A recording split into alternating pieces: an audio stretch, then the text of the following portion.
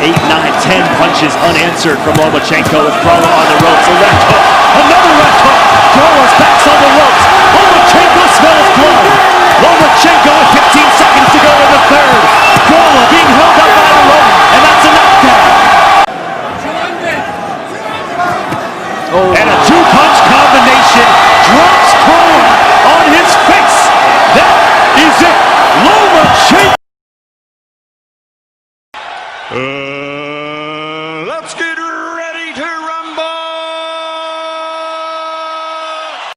I just want to remind you, listen and obey my commands at all time. Protect yourself at all time. Fight hard, fight clean. Good luck to both of you. Here we go from Staples Center in Los Angeles. Eric Rothman, Chris Algieri with you ringside. Anthony Crolla, Vasily Lomachenko for the WBA, WBO World Lightweight Championship. Round number one, Chris, what are you looking for from the champion, Vasily Lomachenko? Coming out with the jab, using his angles, movement, footwork to make Crolla miss and reach, and countering effectively. And for Crolla? You ready? Put on the pressure, get to his man, touch him up any way you can. Use your size, impose your will. Lomachenko, 12-1, 9 knockouts. Crolla, 34-6-3 with 13 knockouts. He has won 3 straight fights, making him the #1 WBA contender for Lomachenko's belt. Lomachenko coming off a win in December against Jose Pedraza that unified the WBA and WBO lightweight belts. Making his defense against the 12-year pro, Anthony Crolla. Lomachenko coming out very poised, very relaxed, using a probing jab, not really stepping on the gas pedal too much yet, feeling his man out, but controlling the center of the ring. 13 fights for Lomachenko, 8 opponents have been world champions. The names like Pedraza, Linares, Rigondeaux, Sosa, Walters, Martinez, Russell, and Salido. The one loss coming at the hands of Salido, who, while not making weight for that fight, still did pick up the victory. Loma's second fight of his career.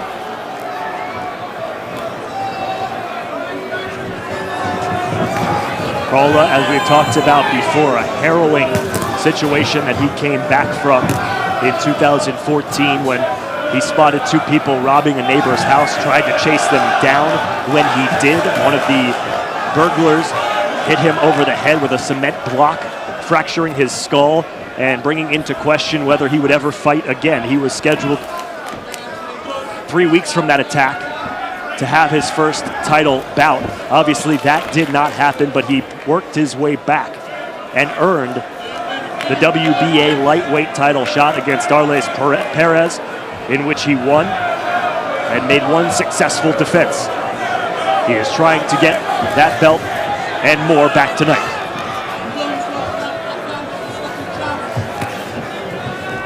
So far, we're seeing Loma dictating the pace, basically just maneuvering Crolla without throwing many punches, just kind of walking him down, putting him on the ropes. Crolla has been fighting off the ropes, but not landing much, if at all, so far. And you hear every time Lomachenko does throw a punch, the roar of the crowd. That is something that we will keep an eye on, as every time Lomachenko connects, these fans here in LA are going to get excited.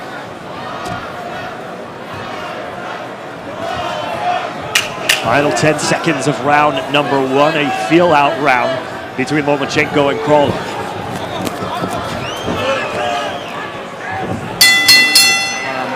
Although Lomachenko may not be known for his body punching, he doesn't do it very well.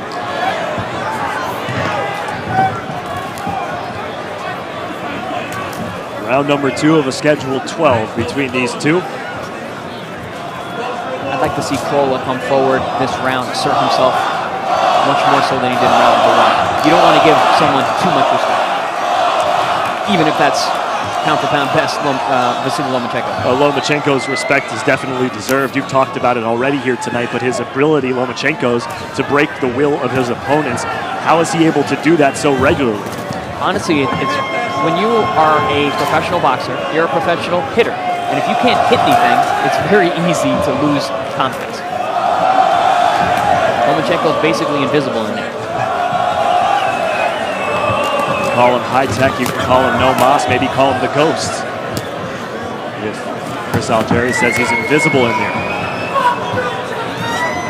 I think there's been comparisons to him in the Matrix as well. Yeah. So dodging bullets. Neo.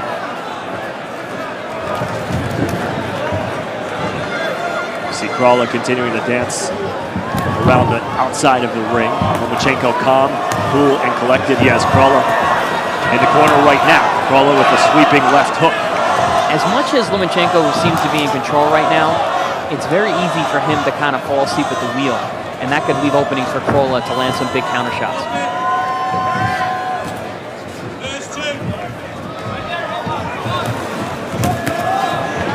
So far, Chris, we've seen Lomachenko do a good job of controlling the ring, controlling the positioning. He's gotten Crolla in this position in the corner quite a few times, but not really attacking once he gets him in there. Yeah, not so much just yet. I think he'll open up as time goes on. He's still trying to feel his man out. Good body shot there by Crolla, which you had mentioned earlier in between rounds.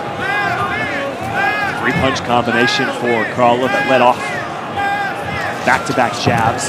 Swing and a miss by Crolla. There's the elusiveness of Lomachenko. You know what I really like about Lomachenko, and something that maybe a lot of people at home haven't really noticed? It's his ability to change speeds. His change-up punch is really, really an excellent aspect of his game. Not everything he throws is fast. He'll pick, he'll prod, he'll touch, and then zip, he'll throw a fastball down the middle. Got Crolla in the corner. Good left uppercut by Lomachenko. Final 30 seconds of round number 2, and now Lomachenko coming to life. Body shots and a left cross. I think that body shot had an effect on Crolla. Crolla again is back in the corner. Again, Lomachenko dictating the pace and the geography of this second round. Lomachenko a strong right to the body to end round number 2. Lomachenko very collected, in control, sticking to the game plan so far here early.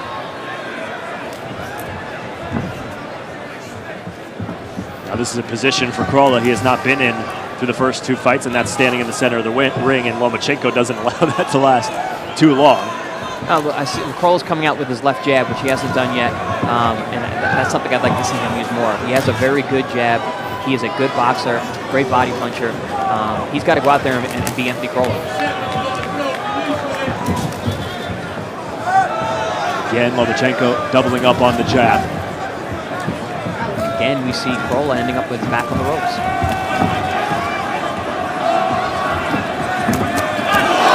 Two left hands from Lomachenko across the forehead of Crolla. And that was a great example I was talking about earlier, that the change-up of speeds that Lomachenko can fire these combinations. Now an overhand right. Left-right hooks from Lomachenko. Ooh, beautiful. Beautiful footwork by Lomachenko to change his angle and find Crolla. Here Crolla's corner yelling, timing, timing. That is tough to do against Lomachenko. Yeah, because the thing about Lomachenko, it's not just speed. It's not just his speed that's so difficult to deal with. It's his angles, it's his rhythm, it's his ability to change timing and speed so effortless. Working off the jab, now Lomachenko goes to the left hand. Jab again splits the guard of Crolla. 2-punch combination in response from Anthony. Lomachenko's ability to break a man down so fast is really incredible. Really started with about 1 minute to go there in the second round, and now has continued here in the third. Lomachenko using that right hand to hold Crolla for a second. And then fires off 5 quick jabs. Crolla moving a little bit better now here in the final minute of the third.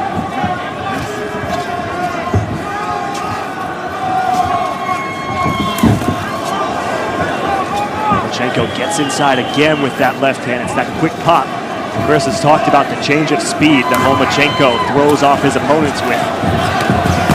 His ability to find openings 8, 9, 10 punches unanswered from Lomachenko with Crolla on the ropes. A left hook, another left hook. Crolla's back's on the ropes. Lomachenko smells blood.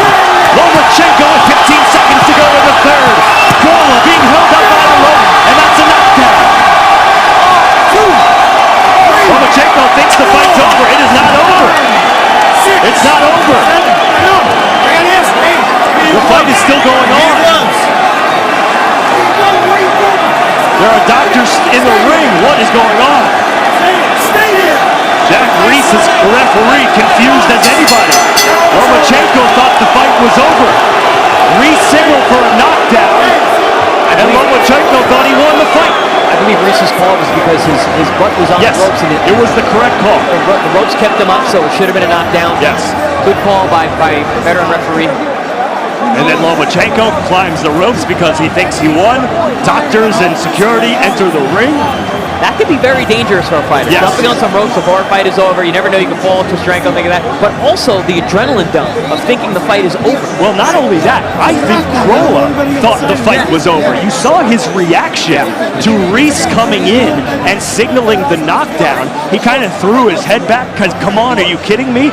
And Reese had to go over and tell Crolla, no, just a knockdown, just a knockdown. And while that's happening, Lomachenko is celebrating his victory. Here we're going to see the replay here of a fusillade of punches landed by Lomachenko. He pinned Crolla along the ropes, was just letting his hands go, mostly head shots, landed some really good, clean, hard shots. And this is where you see it looked like he was falling. And there's the signal for the knockdown. Stay there!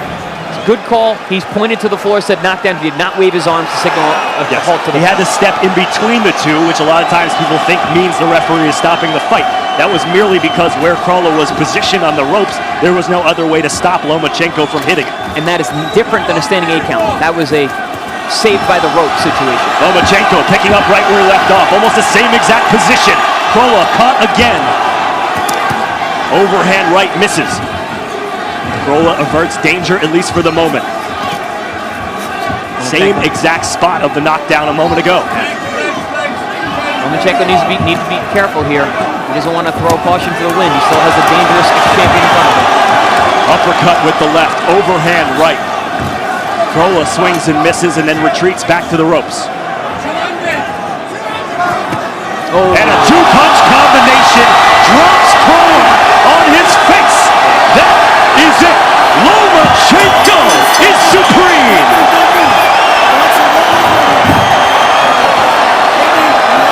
That was a scary knockout.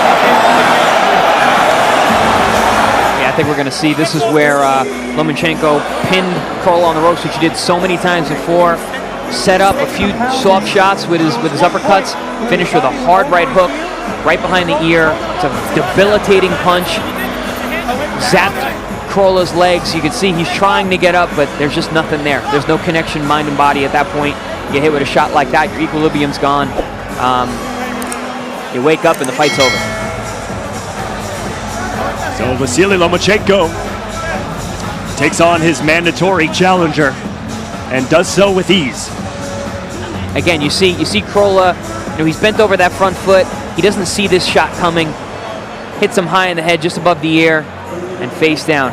Scary anytime you see a guy fall face first, because you know that he's lost all body control at that point. Bang. Took his time, measured himself, measured his man, put some extra pop on that shot. Bang. There you see it, right hook, just above the ear. There was no way Crolla was beating that 10 count. No.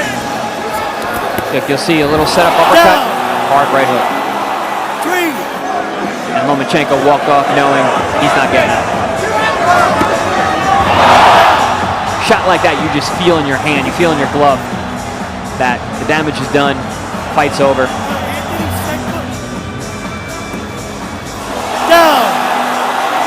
See the camera from referee Jack Reese's point of view. And regardless if Anthony could have gotten up or not, Reese was not letting that fight continue. No, there was nothing. It wasn't necessary to go on anymore. Lomachenko was dominant from the opening bell, and it was just going to get worse for Crolla. He started getting battered along the ropes towards the end of the round before that, and that was just icing on the cake. Ladies and gentlemen, we have the time of 58 seconds in round number 4. He is the winner by way of knockout and still the unified WBO and WBA lightweight champion of the world, Vasily Lomachenko.